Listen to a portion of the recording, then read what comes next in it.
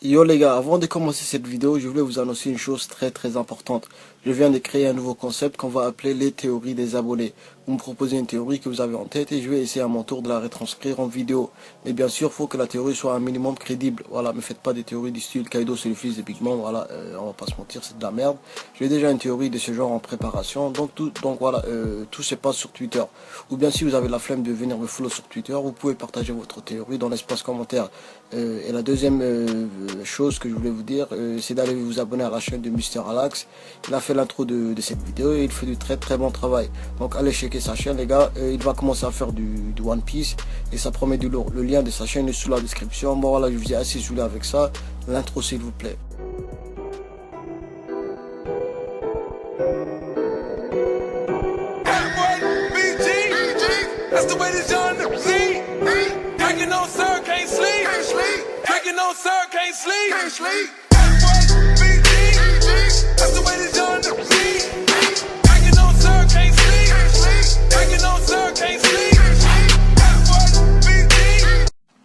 Yo les gars, j'espère que vous pétez la forme. Aujourd'hui on se retrouve pour une toute nouvelle théorie sur One Piece et dans cette théorie on va parler de la prochaine Nakama. Bon, cette théorie je devais la faire il y a très longtemps mais j'avais quelques doutes sur la personnalité de Raiju et le dernier chapitre a fait disparaître tous mes doutes. Donc voilà, j'ai décidé de vous la faire. Bon, déjà si t'es pas à jour sur les derniers chapitres de One Piece, je t'invite gentiment de dégager de cette vidéo pour pas que tu me casses les couilles dans l'espace commentaire. Bref les gars, voilà, n'oublie pas de lâcher un gros like pour me soutenir et me motiver encore plus.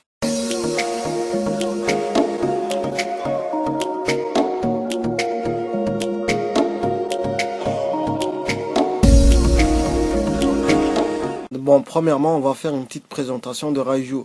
Raiju fait partie de la famille Vinsmoke, une famille d'assassins. Pendant un certain moment, cette famille a dirigé tout Nord Blue. Cette famille est tellement influente qu'elle peut augmenter ou bien diminuer les primes, d'où pourquoi Sanji a une prime aussi faible. Raiju est une humaine génétiquement modifiée par son père Garuda, qui voulait l'utiliser depuis sa jeunesse comme une machine de guerre. Et c'était aussi le cas pour ses frères, sauf Sanji qui lui est resté humain et n'est pas devenu un monstre comme ses frères. Bon, il y a plusieurs arguments qui vont aller à l'encontre de cette théorie et je vais vous en faire part. Premièrement, et sûrement l'argument qui va revenir le plus, Raiju est une personne qui a commis beaucoup de crimes dans le passé et elle a notamment tué des personnes innocentes. Le deuxième argument, c'est quel poste elle doit occuper au sein de l'équipage. Et le troisième argument, c'est est-elle puissante?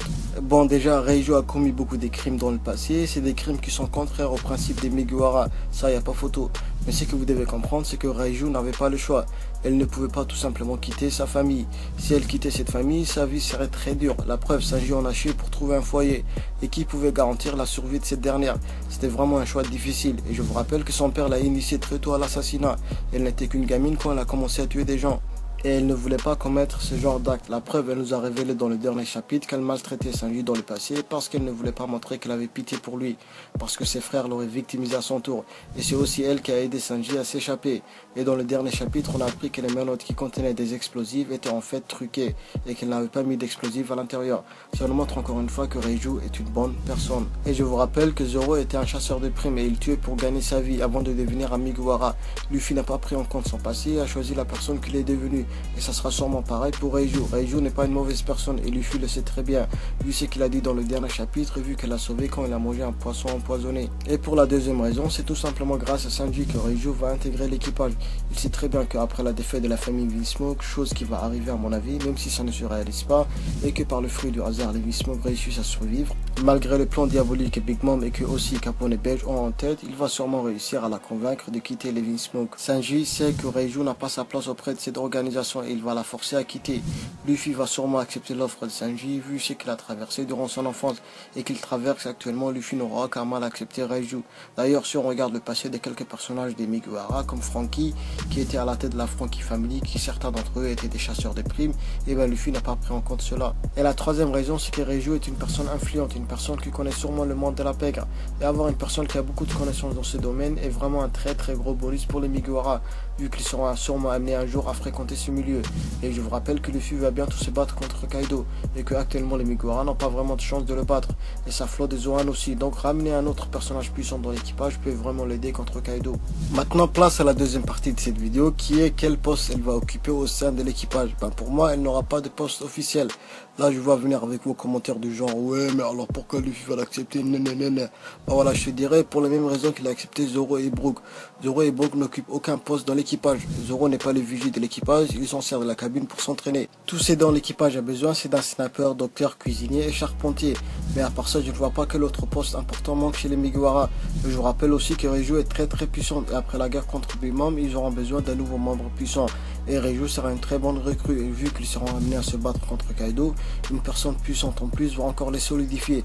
Les Mugiwara vont monter en puissance et la réputation des Mugiwara va devenir encore plus grande. Certes, le poste manquant qui peut être très important, c'est celle du vigie. Et je vois bien Inoue à ce poste vu que son acquis de l'observation est très développé. Mais à Dressrosa, on a vu que Usopp a réussi à avoir l'acquis de l'observation. Et je ne me tromperai pas en disant que Usopp va dépasser Luffy en matière de l'acquis de l'observation. Je vous rappelle que Usopp va être un sniper et pour un sniper, avoir un très bon acquis de l'observation pour toucher des cibles très éloignées est primordial. Mais si je devais donner un poste à Reiju, c'est bien le poste de docteur. Certes, pour Luffy et pour nous tous, Chopper restera le docteur de l'équipage. Mais les compétences de Reiju peuvent être d'une grande utilité à Chopper. Souvenez-vous, lorsque Luffy a mangé un poisson empoisonné, Reiju a réussi à le sauver. Et elle a directement informé Chopper des symptômes que Luffy a eu en mangeant ce poisson empoisonné. Et ça sera d'une grande utilité pour Chopper d'avoir une personne comme elle à ses côtés. Bien que j'en doute fort qu'elle a le même niveau de connaissances en médecine que Chopper. Mais elle peut être d'une aide cruciale pour Luffy.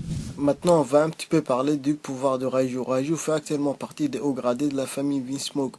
Même si on a une petite idée des pouvoirs qu'elle a, mais pas assez pour faire une théorie énorme. Donc je vais essayer de parler sur les choses qu'on a vues jusqu'à présent. Bon, déjà, comme je l'ai dit dans la vidéo théorie que j'avais fait sur Sanji, je pense que Reiju a des pouvoirs qui découlent de la biologie. Et je pense qu'elle a une transformation. Elle peut se transformer en papillon. Un genre de mi-humain, mi-papillon, voilà quoi. Elle a aussi des chaussures spéciales fabriquées par les scientifiques des Vinsmoke, qui lui permet de flotter dans les airs, ainsi que d'autres équipements très modernes, et ce qui veut dire qu'il utilise sûrement des gadgets pour se battre. Et si elle rejoint les Mugiwara, Franky peut améliorer considérablement ses gadgets et la rendre encore plus puissante. Bref, cette vidéo touche à sa fin, j'espère qu'elle t'a plu. Si tu es nouveau sur la chaîne, abonne-toi, voilà, n'oublie pas le petit pouce bleu et de partager cette vidéo sur les réseaux sociaux. Allez vous abonner à la chaîne de Mr. Alax qui fait des vidéos très propres. Moi je vous dis à la prochaine les gars, prenez soin de vous sur les Nakama. Ciao.